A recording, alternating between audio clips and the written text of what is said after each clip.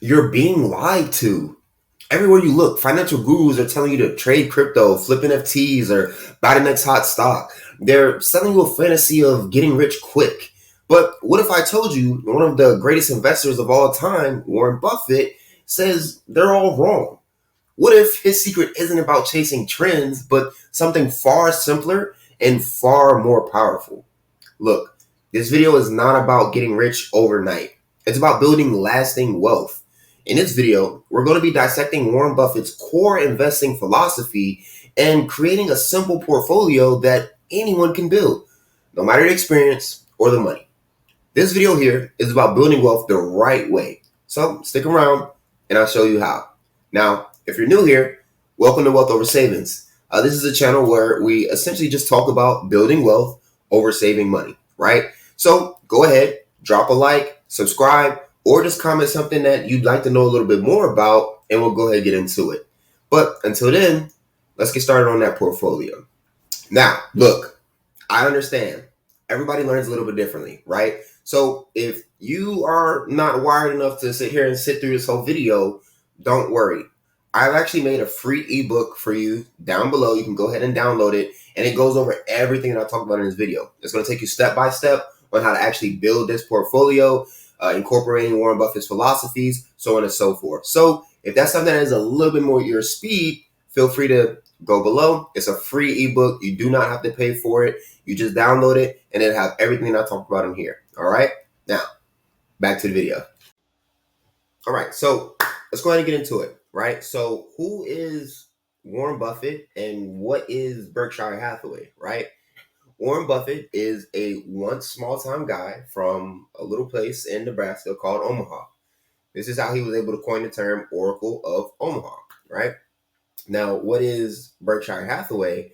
Berkshire Hathaway is a multinational conglomerate holding company. That goes over your head, but I get it, right? So what I want you to do is think about it like a giant piggy bank, right? And they just own parts of many different businesses, like a slice of Apple, slice of Coca-Cola, or even Dairy Queen, right? Now, keeping that in mind, imagine you have $100 and you use that $100 to buy a piece of a lemonade stand, a toy store, and let's say a pizza shop, right? If those businesses do well, your $100 grows, right? That is Berkshire Hathaway's entire business model. Except they're doing this with billions of dollars and owning pieces of companies like Apple or American Express, right? So that is what Berkshire Hathaway is and a little bit about Warren Buffett. But let's get you to the backstory on Berkshire Hathaway to show you how they got to where they are now, right? Because they didn't always start out as this big conglomerate that they are. So they actually started out as a textile mill, right? Warren Buffett saw a great opportunity within a company that was not doing so hot, but had a lot of cash and cash flow on hand. So what he did was he actually bought in and gained control of Berkshire Hathaway, even though they were that failing manufacturer textile mill, right?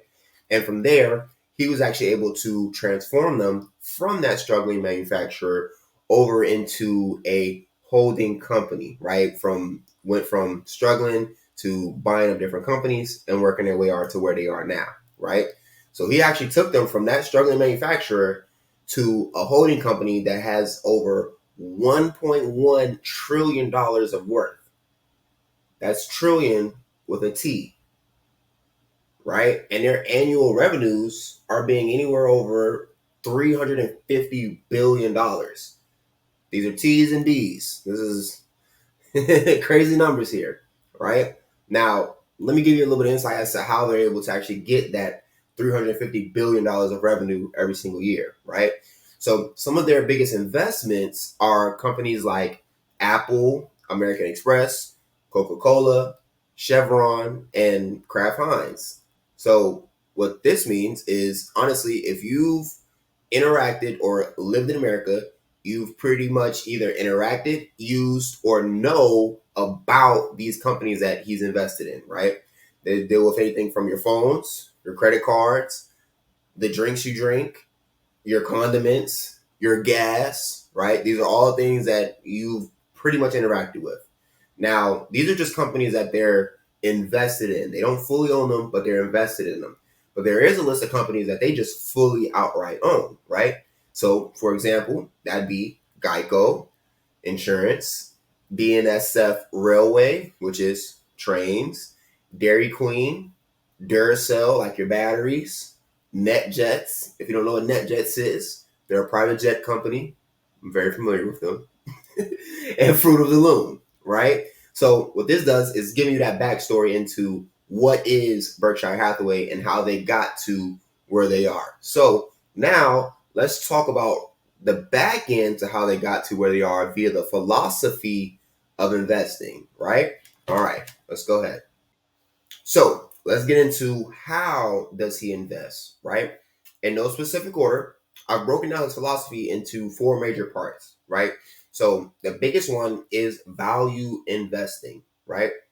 With that value investing, what he does is he looks to buy stocks that are trading at less than their intrinsic value. Intrinsic value just means their true or real value of something. So let's say you're getting something on sale, for instance, right? You have a shoe that is 50% off. It was a $100 shoe, but it's 50% off right now. That means the shoe is $50, right? But you and I both know that that shoe is worth $100. So if I was to buy this shoe for 50, I could, in theory, go sell that shoe for $100 somewhere else because that's the true intrinsic value of the shoe, right? That is essentially what he's looking to do with all his stocks, right? He wants to find them on sale or at least just lower than that value that he truly believes that the company is, right? Now, how he comes to that is a lot of different things, right? There's a lot of different ways for you to actually come to understanding, okay, this stock is lower than what it should be, so on and so forth. This comes from doing your research, doing your homework, or just understanding and believing that, hey, look, this stock here, I see that it's worth $100 today. It used to be worth $200. I believe that this stock will go back up to $200. So if I buy in while it's at 100, this is me buying, under that intrinsic value for less than its real intrinsic value, right? This is me buying that stock on sale. This is, for instance, during earlier this year in April, for instance, when we had Liberation Day and all of the stocks began to fall, right? Just because the stocks were falling doesn't mean that the companies were going out of business or that the stocks were bad, right? So if you had bought any stock during that time, you were buying below its intrinsic value. You were buying while it was on sale, right? These are the times that he's looking and when he's looking to buy these stocks, all right? So that's value investing. Now, the next big key is circle of competence. Now, what this means is only buying companies that you truly understand. Like, if you can't explain how this company makes money, it's probably outside of your circle of competence. So, what this does is it helps you avoid speculative bets and like reducing your risk because you should know what this company does. So, for instance, one thing that's going on right now is a lot of AI companies, right? But just because it's an AI company doesn't make it a good company, right? If you can't even explain what that company does within AI or what AI even is, you really shouldn't be investing in that company. I don't care what anybody says. I don't care what you're seeing and reading. That's outside of your circle of competence. You physically don't even know what they do. So how are you going to be able to explain that to somebody else if they were to ask because they want to buy? Does that make sense? All right. So something in your circle of competence may be like Apple, for instance. A majority of people understand how Apple makes money. They make money from their phones, the ecosystem, the iPads, computers, so on and so forth.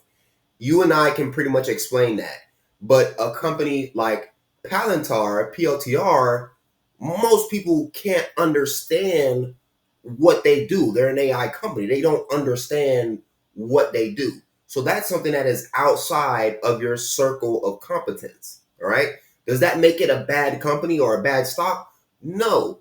But does that make it riskier for your portfolio? Yes, because you can't tell what's good and what's bad. Does that make sense? Got it. So the next thing is having a long-term horizon, right?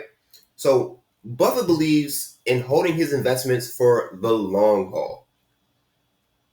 And when I say long haul, I had to take a pause there because this was one that was actually a shock to me myself, right? In doing the researching on this, is that he looks to ideally never sell the stock. This keeps you out of worrying about what is this stock doing today. Let me look at my phone and check my portfolio today.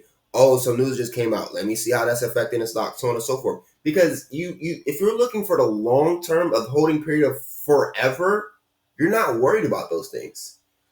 Are you worried about, quarterly sometimes what they're doing? Yeah. Are you worried about, when it comes to the end of the year, how did they perform for the last year? Yeah. But you're not sitting there picking up your phone every single morning looking at the stock to see where it is. That's not what we're here for, right? So we're focused on long-term earning potentials, right? And compounding over many years. Compound interest, compounding is what's going to get us rich. And we see that every day. Now, the last little thing, because it's not in, like I said, it's no actual order, but a thing called a moat, right? And essentially, that is their competitive advantage, right? So, what a moat is when you're building a castle, most castles back in the medieval times, they build a castle and then they dig out around the castle and fill it with water, alligators, make it real deep, right? So that you can't just go and walk onto the castle or start climbing the walls. You had to cross over something. That's where the drawbridge comes from, right? Does that make sense? So what that does is that gives you an advantage over your competitors. They can't just easily come in, take your castle, take your throne, right? So that moat is what protects you from everyone else. This could be anywhere from just a powerful brand name, having a patent, meaning when you have a patent, that means you're the only one that can, do what this patent gives you the authorization to do, unless you give someone else authorization to use that patent, right? Or just high switching costs. So things like, for instance, if you've been using this one thing for all your life and it just makes it, you've been using, let's say you've been using iPhones all your life, right? And then one day you just kind of contemplating switching to an Android, but you don't know how to work an Android. All of your data and your history and things in your notes and all that kind of stuff has been on iOS for so long. It's going to be a lot for you to make that switch, right? So these things keep people tied to certain brands, right? So what you want to find is brands that have these things. The wider the moat, the more protected the business is, right? Does that make sense?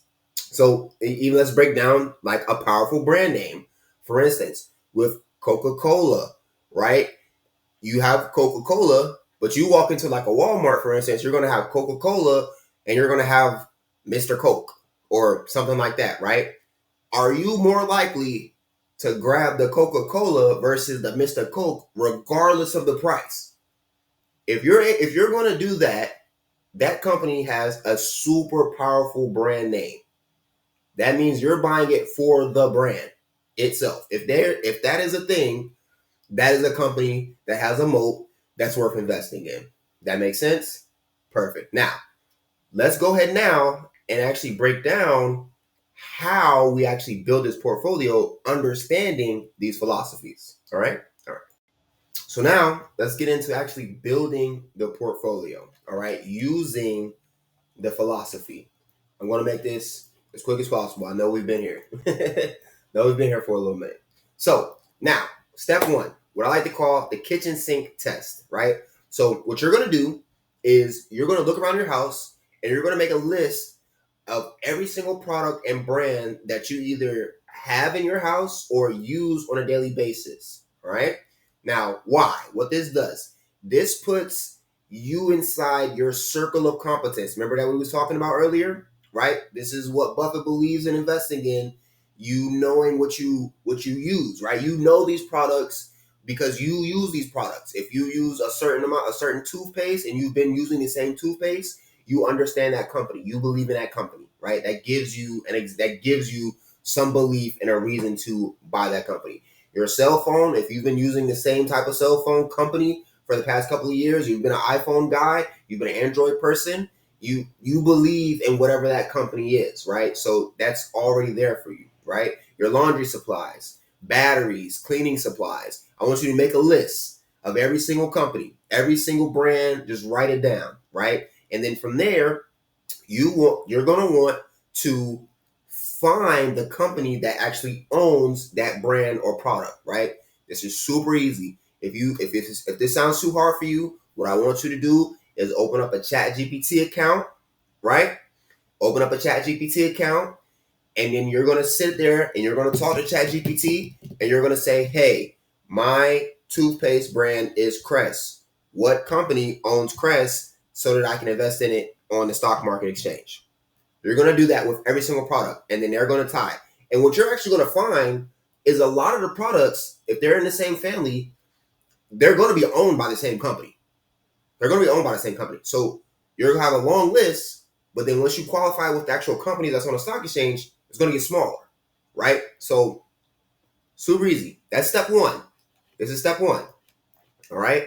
Now, the next step, find your moat, right? So from your list, you're going to identify those companies that have that moat, that durable competitive edge, all right? This is what's going to protect your company from its competitors and continue to help you make money, right? All right. So remember, we were talking about powerful brand names, Apple, Coca-Cola. Would you choose an Apple over Android? Would you choose Coca-Cola over Dr. Coke? You get what I'm saying? Okay. Now, what separates them from the competition? You look at something like Ulta or Sephora, for instance, right? These are companies that have beauty stores for makeup and stuff like that. Now, granted, I'm not a woman, right? So I don't really know what other makeup stores and different things like that are really out there. I'm not super expert in that, but in my eyes, I don't ever hear anything about anything outside of Sephora and Ulta. So something like that to me is a moat. They don't have much competition, right? Or things like, do they have a cost advantage? If your company, let's say you work for a company and they've been using Microsoft Office or Microsoft Teams or whatever for X amount of years and never made the switch, there's a good reason for that. There's probably a good reason for that. So this can help you, define the moat, right? All right. Now, next. Now, this one is going to be more so for our immediate to like expert level kind of people. If you're somewhat familiar, this one's going to be for you, right? This step is for you. What I want you to do is I want you to research the financial health of the companies that you've defined that have the moat, right? So we're making that list smaller as we kind of get to where we want to go, right? So why? Because you want to look for a company that's consistently profitable. You want to look for one that's well managed, right? You want to look for one that isn't overpriced because you're trying to find the fair price. When we talking about finding that stock that's on sale, that's what you're trying to do here, right? So in that, some of the things that help you kind of better understand if it's on sale, if it's having consistent revenue, profit growth, manageable debt levels, and a business that you can explain simply, and the price is lower than where it has been trending at, for instance, that's a buy. I don't care what time of the year we're at, that's a buy, right? So that's for that. Now, if you're a complete beginner and you know nothing about anything, or you just don't want to sit here and do the homework on the financial growth and all of that kind of stuff, maybe that's too deep for you, right? I completely understand. Everyone has to start somewhere, right? And I don't expect everyone to be an expert. So what I want you to do is just get started. I don't care what the price is, what the chart looks like. I don't care about any of that. I want you to just get started. If you define your list, you found the companies and you define the moats, I now want you to just get started. Take your list and just slowly start to buy in to each selection, right? Now, the reason why for this is because not from Warren Buffett directly, but this is a term, a phrase that he has mentioned and said before is the best time to invest was yesterday. The second best time is now. So there's no need to wait. You don't even have to buy the whole, like, even if you're finding stocks and you come to realize, hey, this stock is really expensive. I don't have the money to buy this right now. That's completely fine. Don't worry about that because you can buy fractions. You don't have to buy the whole thing. What I want you to do is just focus on getting started, getting your feet wet, and then from there, building on to that, compounding. You can always build up and add more, right? So just get started. That's my biggest thing for you is to just get started. Do not be scared. Look, scared money don't make no money. So I want you just to get started, right? And then step 4, the final step, and honestly, the most important step, next from just getting started. If you just got started, if you've already got started, this is the most important step. But if you haven't got started, the most important step is getting started, right? But the final step is patience. I want you to practice that patience because this is the hardest one, right? Hold your stocks forever. Do not worry about selling them. Stocks are meant to always go up. If your stock is going down or continually to go down year over year, that is a bad stock. If you just look at the stock market in history, it has always gone up over a period of time, over a long period of time. We're not talking about short periods of time. I'm talking about a long period of time. If you had just bought in anywhere, you would be making money. It's that simple. So what you need to do is just practice that patience. Get in, never sell, and just watch it go up. Compound, continue to add on, right? Time is your greatest ally in investing. The stock market is a device for transferring money from the impatient to the patient. Do not sell based on short-term market noise. There's no point in that. All right? So, again, just to recap, super easy. What I want you to do, build a list, right? Find a moat, right? Forget the expert level one. Just get started. Just get started. All right?